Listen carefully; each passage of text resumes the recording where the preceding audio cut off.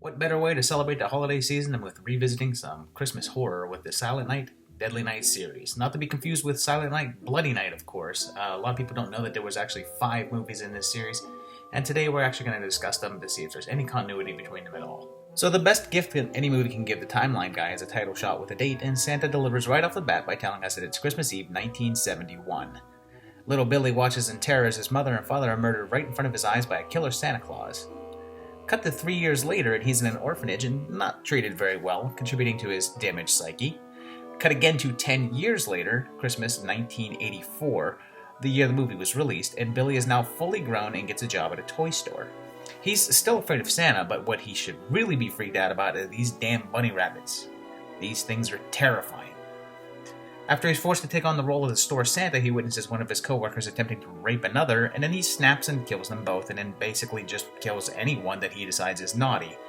He loses his abilities to form sentences and just shouts "punish" and "naughty" over and over again when he kills random people and trash. I'm not calling her names, that was the name of Linnea's character in Return of the Living Dead. His rampage leads him back to the orphanage where he is gunned down in front of his little brother's eyes, who then automatically becomes evil just in case there's a sequel. Quick note, if you watch the end credits, it'll tell you that the boys' ages were 5 and infant, then 8 and 4, and then finally 18 and 14. This will be important later, trust me. As it turns out, it was lucky that they had Ricky turn evil, since the sequel shows up 3 years later in 1987. It starts off with Ricky in an asylum, and it's now a few years later. Since we know that he's at least 18, he's been in there for a little while, let's say that he's 19 here. Using his age from the previous film, that puts this film set in the year 1989. Oddly enough, this film states that Ricky was adopted at age 12, after Billy was shot in front of his recast eyes, and the end credits list his age at 10 at this point, which puts him and Billy 8 years apart, which really makes the opening scene of the first one make no sense since Ricky would be negative 3 years old. So let's just go with the original ages given since they make more sense. Anyway, we're told that it's December 24th, and the movie is kind enough to let us know that it's the date, in case we didn't know what December 24th meant. The whole first half hour of this film is Ricky narrating flashbacks to footage from the first movie. You have to sit through all that again before you get to the part that you all want to see. Eventually, we get to new footage with Ricky killing his first person and then falling in love.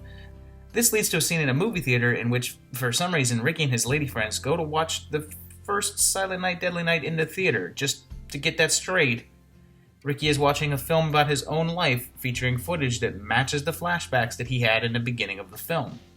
And when that goes wrong, well, in the words of Jennifer, uh-oh.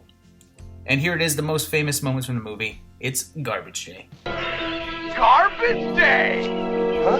No! And then Ricky is caught and then put away.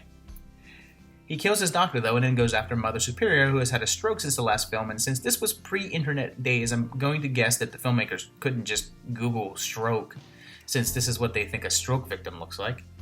Ricky finally puts on a Santa suit and shows up, only to have Mother Supes put up a solid struggle. He does finally get the drop on her, cutting off her head, and the police show up to put some bullets in him, but his eyes open up at the ending to let us know that there will be another one.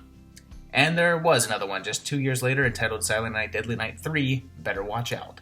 The movie starts off with a dream sequence that features the killer Santa Claus, and that's the only one we get, as the rest of the film drops the killer Claus concept entirely. We're immediately reintroduced to Ricky, who we're told survived the events of the last film, but has been in a coma ever since. Also, for some reason, the top of his head is exposed and his brain is in a jar. Oh, and he looks like Bill Moseley now. They state that 6 years have passed since the last one, so that puts this film timeline at 1995, about 6 years after the film's release date. That's post-Nirvana era, so this guy here must be grunge, not hair metal, I guess. Our blind lead has psychic abilities that tie her to Ricky and wake him up, so he stalks her, hiding his brain jar in this fashionable hat that doesn't stick out in the slightest. It's Christmas Eve, though, so I guess that theme is consistent, but we've lost any of the silly charm of the previous two, and this one takes forever for anything to happen. When it all goes down, people seem to have a hard time getting away from Ricky, even though he walks slower than a Lucio Fulci zombie, and he drags Laura Herring under a bed like he was Naomi Watts.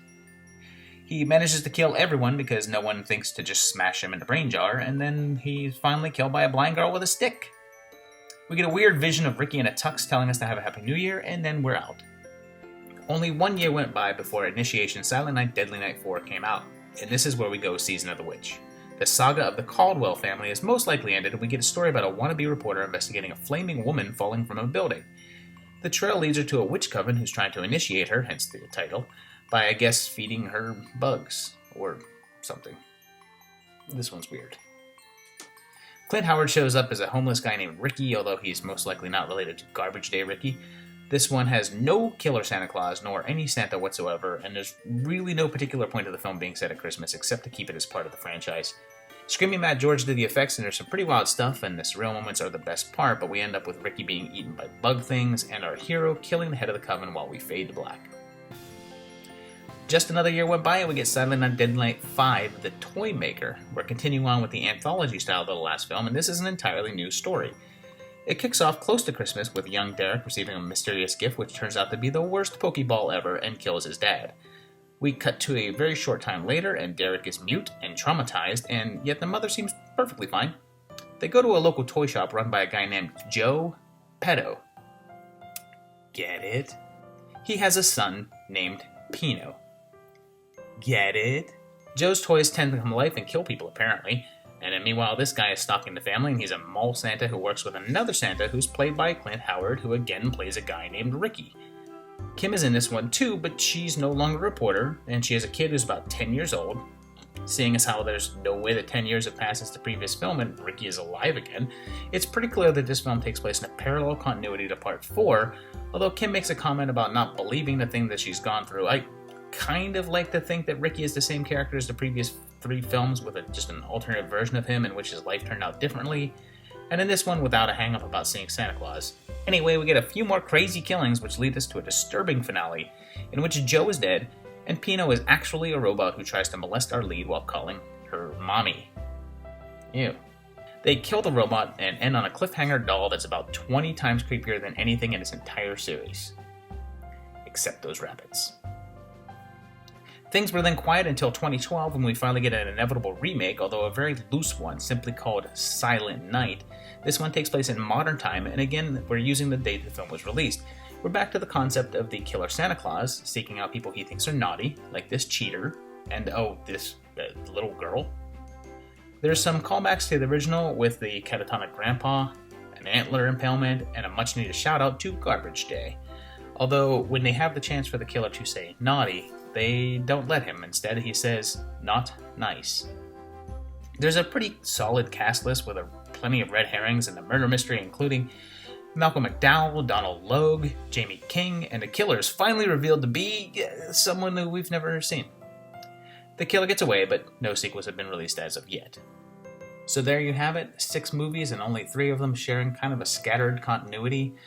If you haven't seen any of them, I definitely recommend checking out at least the second one. It is an actual gem of bad filmmaking and extremely enjoyable. That's about it for this week. I'm going to be taking a few weeks off to enjoy the holidays, so have a great, happy time. I'll be back right after the first of the year, and in the meantime, as a special treat, make sure you click through this video to check out my first mini timeline on the Waxworks series. Enjoy, have a happy holidays, and thanks for watching, guys.